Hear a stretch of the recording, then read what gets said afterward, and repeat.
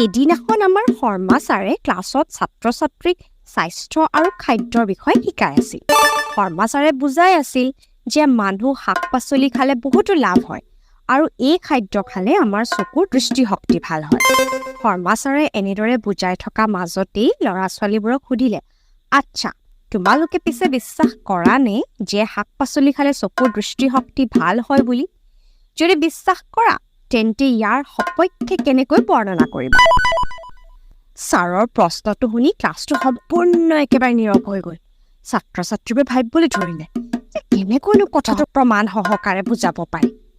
ছাত্ৰ-ছাত্ৰীবোৰে এনেদৰে ভাবত মচগুল হৈ থকা দেখি শৰ্মা ছাৰে প্ৰশ্নটো সহজ কৰিবৰ কাৰণে ক'লে, তোমালোকে মাত্ৰ কোনো এটা উদাহৰণ দিয়া যাতে এই কথাটো প্ৰমাণ হয় যে শাক-পাচলি খালে চকুৰ দৃষ্টিশক্তি ভাল হয়।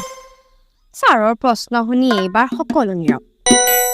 আমাৰ পাপু, যি সদায় কিবা নহয় কিবা এটা মজাদাৰ উত্তৰ দিয়াৰ বাবে বিখ্যাত, এইজন ছাত্ৰই হঠাতে উঠি থিয় হৈ ক'লে, ছাৰ, মই ইয়াৰ উত্তৰ জানো।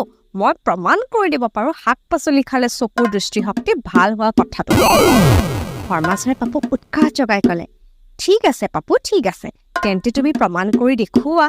পাপুৱে অলপ সময় চিন্তা কৰিলে আৰু মুখত মিচিকি হাঁহি এটা লৈ ক'লে, ছাৰ, শাক-পাচলি খালে চকুৰ দৃষ্টিশক্তি ভাল হোৱাৰ প্ৰমাণটো এইটোৱে যে ঘোঁৰা আৰু ছাগলীয়ে কেৱল শাক-পাচলি খোৱা কাৰণেহে সিহঁতক আমি আজিলৈকে কেতিয়াও চশমা পিন্ধা দেখা নাই।